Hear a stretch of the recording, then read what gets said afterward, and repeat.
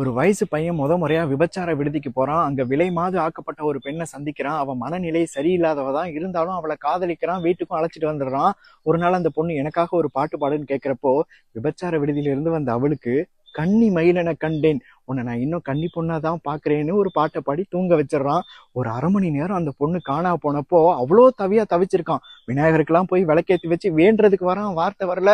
கண்ணு கலங்கிடுச்சு, கண்ணுல இருந்து தண்ணீரும் வரல. அடுத்த வரியில, நீ இல்லாமல் எது நிம்மதி, நீயே என்றும் என் சந்நிதினே எழுதுறான். கடவுளே இவதான்னு சொல்லிட்டான். அதனாலதான் விநாயகர் அன்னைக்கு வேண்டல போல இருக்கு. கண்ணு கலங்குச்சு இல்ல. இப்போ அவ தூங்குனதுக்கு அப்புறம் அவளுக்கான கண்ணீர் அவன் கண்ணுல இருந்து அவளுக்கே தெரியாம வழியுது.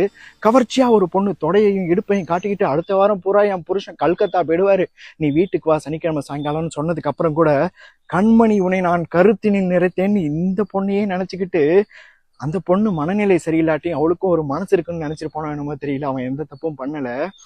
உனக்கே உயிரானேன், உனக்கு சமைச்சு தரேன், சாப்பாடு ஊட்டி தரேன், எப்பவுமே சிரிக்க வைக்கிறேன், ஆனா எனக்காக ஒண்ணு பண்ணு, என்னைக்குமே என்ன மறந்துடாத அப்படின்னு கேட்கறான். ஆனா அந்த பொண்ணு மறந்துட்டு போயிடுறா. இவன் துடிக்கிறான். ஒரு சின்ன பையன் வந்து என்னாச்சுன்னு கேட்கிறப்போ, அவனை விட சின்ன குழந்தை இவன் மாறி அவ பேரை சொல்லி சொல்லி அழுகுறான். உலகத்துல எவ்வளவோ அழகான விஷயம் இருக்கும். இளையராஜா இசையோடு கண்ணதாசன் வரியும் இயேசுதாஸ் குரலும் சேர அழகு தமிழ்நாட்டுல மட்டும்தான் இருக்கு. கண்ணே கலைமானே கன்னிமயிலென கண்டேன் உன்னை நானே.